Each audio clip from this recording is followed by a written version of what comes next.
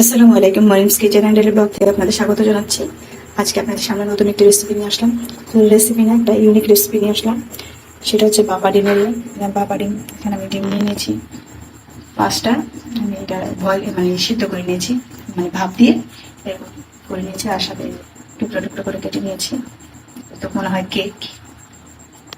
বাবা ডিম নিয়ে নিয়েছি এখানে 5টা। আর এখানে চাল নিয়ে নিয়েছি পেঁয়াজ, আদা রসুন, কাঁচামরিচ। আর এখানে আলু দিয়ে আমি করবো বাবা ডিমটা, সেই জন্য আলু ছোটো ছোটো পিস করে একটু লবণ, মরিচ আর একটু হলুদ দিয়ে মাখিয়ে নিয়েছি। আর এখানে মশলা যা একটু টানিয়ে নিয়েছি। হলুদ 1 টিস্পুন, লবণ নিয়ে নিয়েছি আমি 1 টেবিল চামচ থেকে একটু কম। আবার লাগলে আমি দিতে পারবো, ভালো সমস্যা নেই, চেক করে। আর এখানে চিনি নিয়ে নিয়েছি একটু সামান্য, ধনিয়ার গুঁড়া, জিরা গুঁড়া, শুকনো মরিচের গুঁড়া, এগুলো যা লাগবে। আর ডিমটাও একটু হালকা হলুদ, মরিচ আর লবণ দিয়ে ভালো করে ভেজে নেবো। আর ডিমটা আমি ভেজে নেবো প্রথমে।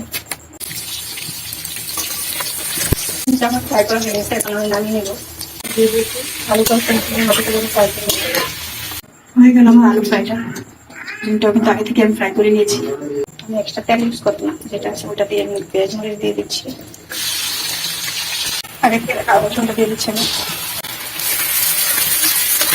একটু পানি দিয়ে দিচ্ছি।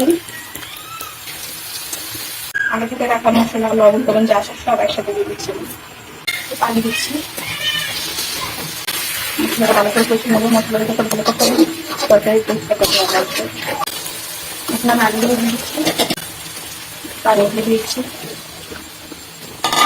আলুগুলো 3 মিনিট করতে এবং ফিরে আসলাম 3 মিনিট পর। তরকারিটা লালা দিয়ে দিচ্ছি আমি।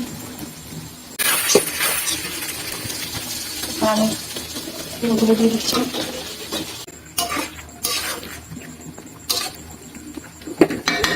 আমি 1 মিনিট অপেক্ষা করলাম, তারপর আমি একটু জল দিই। ঢাকনাটা দিয়ে 1 মিনিট অপেক্ষা করবো। ফিরে আসলাম 2 মিনিট পর। এখন একটু জল দিয়ে দিচ্ছি, একটু ধনে পাতা দিয়ে দিচ্ছি বটিতে। ঢাকনাটা দিয়ে দিচ্ছি, অপেক্ষা করবো 5 মিনিট। ফিরে আসলাম 5 মিনিট পর। তরকারিটা দিয়ে দিচ্ছি, এটা হয়ে গেছে। আপনাদেরকে সার্ভ করে দেখাচ্ছি। মাশাআল্লাহ, দেখেন তরকারিটা সার্ভ করার পরে আপনারা বাসায় ট্রাই করলেই বুঝতে পারবেন। এটা দিয়ে এই ডিম ভাপা দিয়ে যদি আপনি বিরিয়ানি বানান, সেটাও খুব টেস্টি লাগে।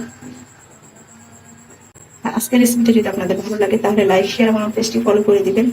আর যারা ইউটিউব থেকে দেখবেন তারা আমার ইউটিউব চ্যানেলটি সাবস্ক্রাইব করে দেবেন। আমার পাশে থাকা বেল আইকনটি ক্লিক করে দিবেন। সবাই ভালো থাকবেন। আল্লাহ হাফেজ। আসসালামু আলাইকুম।